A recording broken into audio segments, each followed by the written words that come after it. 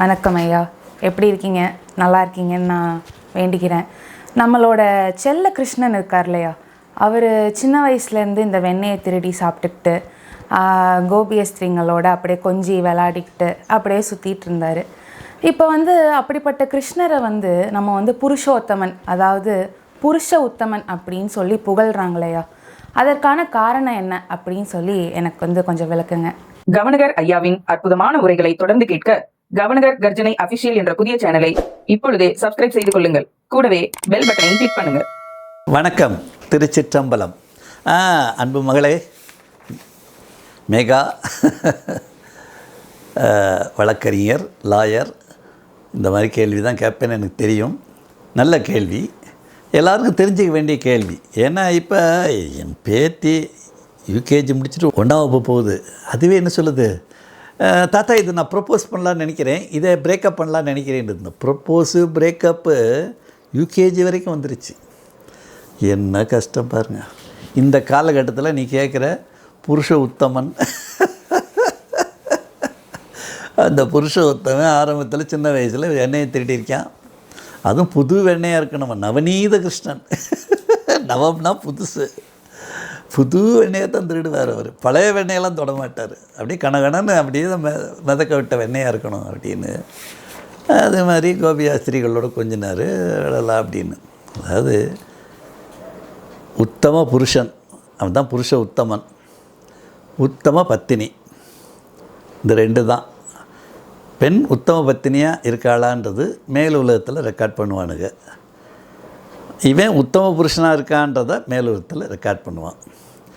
எப்போ இந்த ரெக்கார்டு ஆரம்பிக்குன்றது தான் பிரச்சனை. சின்ன வயசில் எத்தனையோ ப்ரப்போசல் இருக்கலாம், எத்தனையோ பிரேக்கப் இருக்கலாம், அது பிரச்சனை இல்லை. ஒரு ட்ராக்குக்கு திருமணம்னு வந்த உடனே அப்புறம் அவன் எப்படி இருக்கான்னு பார்க்கணும். அதில் தான் இதில் 2 விஷயம். ஒன்று திருமணம் பண்ணாமலேயே அவங்க இறைவனுடைய பத்தினிகளாக வாழ்வாங்க, இறைவனுக்கே ஒப்பு கொடுத்துருவாங்க. அவ்வை தாயினா திருமணமே பண்ணிக்கல, விநாயகர் தான் அவங்களுக்கு எல்லாமே, அப்படி வாழ்ந்துட்டாங்க. அதே மாதிரி ஆண்டாள் நாச்சியார் திருமணம்லாம் பண்ணிக்கல, கிருஷ்ணர் தான் எனக்கு கணவர், நீ தான் என்னை ஏற்றுக்கணும் அப்படின்னு வாழ்ந்துட்டாங்க. இது சார் இப்போது என்றைக்கோ இருந்த ஆளுகளை சொல்கிறீங்க, இப்போ கரண்ட்டில் யாருமே இல்லையான்னா நீங்கள் பாருங்க, மாதா அமிர்தானந்தமயி திருமணம்லாம் கிடையாது, எல்லாரையும் என் பிள்ளையாக ஏற்று வாழ்றேன்னு வாழ்ந்துக்கிட்டு இருக்காங்க. உங்கள் கண்ணு முன்னாடி பார்க்குறதுக்காக சொல்கிறேன். ஏன்னா உங்களுக்கு பழைய கதையை சொல்ல எனக்கு விருப்பம் கிடையாது, புரிஞ்சிட்டிங்களா? அதனால் அது இயல்பு. இப்போ என்னன்னு கேட்டிங்கன்னா, பெண்கள் நவசக்தி. நவசக்தியில் நம்பர் 1 நம்பர் 2ன்னு ஒரு வெரைட்டி இருக்குது. அது கிட்டடியில் நீங்கள் நெருங்க முடியாது. அது எல்லாரும் அந்த நவசக்தியால் முதல் 2 பிடிக்க முடியாது. நம்பர் 1 சக்தி அம்சமாக இருக்கும், பிறக்கும். மலையத்து வசன் பெற்ற அப்படின்னு பாடுவார். அந்த மீனாட்சி சொக்கனுக்கு தான் காத்திருப்பா, சிவனை தவிர எவன் வந்தாலும் தூண் துப்பிடுவா. உண்ணாமலைத்த அண்ணாமலையாருக்கு தான் காத்திருப்பா, அது சக்தி அம்சம்னு அதுக்கு பேர். அப்புறம் தெய்வ அம்சம்னு இருக்குது. அவங்க பிறக்கும்போதே திருமகள் அம்சத்தோடு பிறப்பாங்க, சரஸ்வதி கலைமகள் அம்சத்தோடு பிறப்பாங்க, உமாதேவியோட துர்க்கை அம்சத்தோடு பிறப்பாங்க. இப்படி அந்த அம்சத்தோடு பிறப்பாங்க. இவங்கெல்லாம் தெய்வலோகத்திலேருந்து வந்தவன் தான் அந்த தெய்வ மகளை கொண்டு போகணும். இது செகண்ட் கேட்டகரி. கடைசி 2 கேட்டகரி இருக்குது, பூரா அசுர மோகினிகள். எல்லாம் சொல்லுவாங்கள்ல, சூனிய கிழவி, சூனியக்காரி, இதெல்லாம் அந்த கடைசி. அதான் சொல்லுவேன், ஒரு சினிமாவில் வில்லியா சொர்ணாக்கான்னு பேர் வைப்பாங்க. அது பல்ல திருத்திட்டு கெட்ட வார்த்தை பெஞ்சிட்டு வரும். இது கடைசி 2, 8, 9. அதை பச்சையாக சொன்னால் பஜாரின்னு சொல்லுவேன், உங்களுக்கு கோவம் வரும், அதை விட்டுருங்க. இது லாஸ்ட் கேட்டகரி. இதுக்கு இடையில் 1, 2 நெருங்க முடியாத அம்சம். 8, 9 ஆகாது. இடையில் இருக்க 3, 4, 5, 6, 7 இந்த அம்சத்தில் தான் எல்லா பெண்களும் அமைவாங்க. அப்போ உங்களுக்கு அந்த அம்சத்தில் அமையும் அந்த பெண்கள் எல்லாம் இருக்கும், கொஞ்சம் முன்ன பின்னா இருக்கும், எல்லாம் இருக்கும். ஆனால் திருமணம் முடிந்த பிறகு அவர்கள் அந்த கண்ணியத்தை தற்காத்து தற்கொண்டார் பேணி தகை சான்ற சொற்காத்து சோர்வு இலாள்னாரு.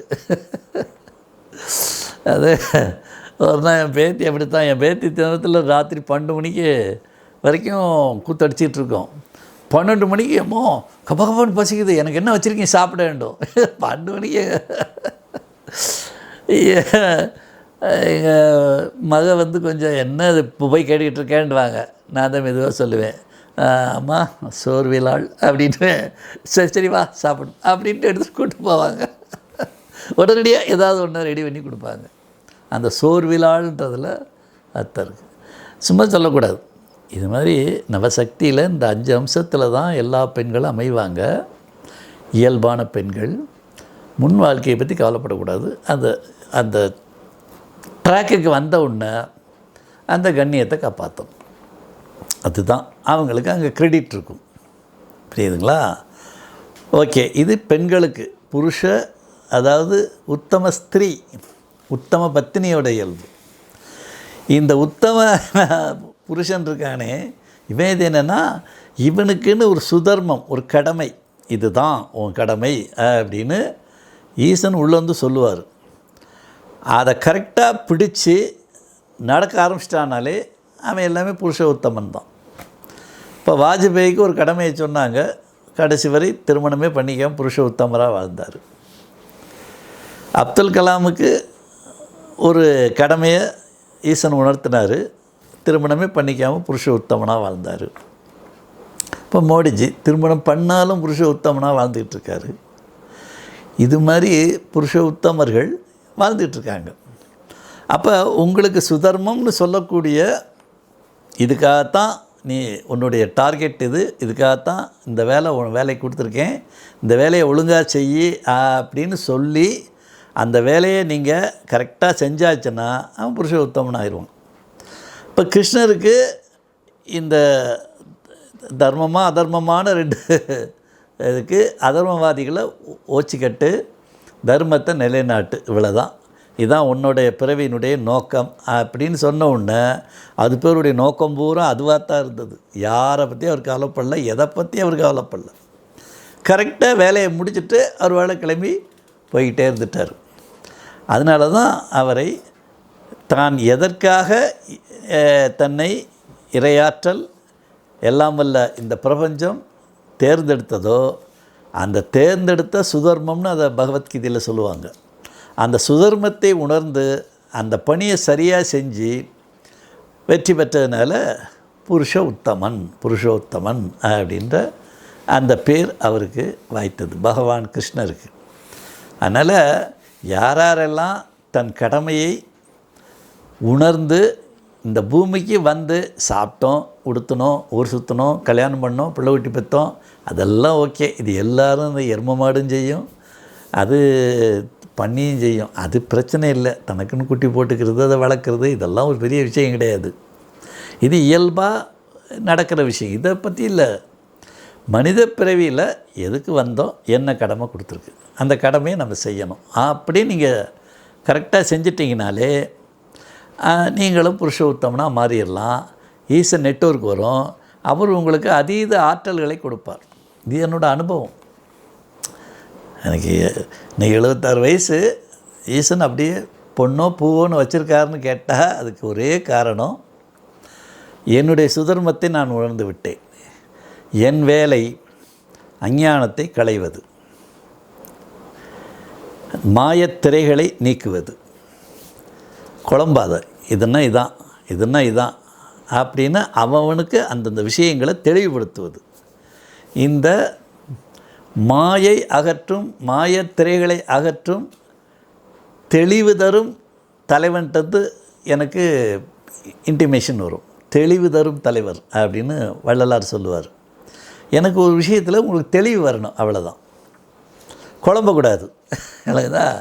அதனால தான் யாருக்கும் சார்பாலாம் பேச மாட்டேன். சரியாக இருந்தால் இது சரி, தப்பாக எவனாக இருந்தாலும் தப்பு தான் அப்படின்னு ஓங்கி அடிக்கிறது தான். அதில் உங்களுக்கு அதை சார்ந்திருந்தீங்கன்னா உங்களுக்கு கோபம் வரும். இப்போ கோபம்னா பட்டுட்டு போ, எனக்கு என்ன வந்தது? தர்மத்தை தாண்டக்கூடாது, 2 வார்த்தை முக்கியம். சத்தியம், தர்மம். உண்மையாக இருக்கணும், அறநெறி பிறழக்கூடாது. இவ்வளோதான். வந்தாச்சுன்னா நம்ம வெற்றி பெற்றுடுறோம். அவன் எல்லாத்தையும் கொடுத்துருவார் ஈசன். இயற்கை எல்லாத்தையும் வாரி வழங்கிடும். அதனால் அதை நல்லா உணர்ந்து நாம் எதற்காக பிறந்தோமோ அந்த கடமையை ஈசன் உணர்ந்து அதை சரியாக செஞ்சு உத்தம புருஷர்களாக உத்தம பத்தினிகளாக வாழ வேண்டும் என்பதுதான் எல்லா மகான்களின் நோக்கம், இறைவனின் நோக்கம், எம்முடைய நோக்கம். அந்த நோக்கத்தில் வெற்றி பெற நெஞ்சார வாழ்த்துகிறேன். நன்றி, வணக்கம். திருச்சிற்றம்பலம். கவர்னர் ஐயாவின் அற்புதமான உரைகளை தொடர்ந்து கேட்க கவர்னர் கர்ஜனை அபிஷியல் என்ற புதிய சேனலை இப்பொழுதே சப்ஸ்கிரைப் செய்து கொள்ளுங்கள். கூடவே பெல் பட்டனை கிளிக் பண்ணுங்க.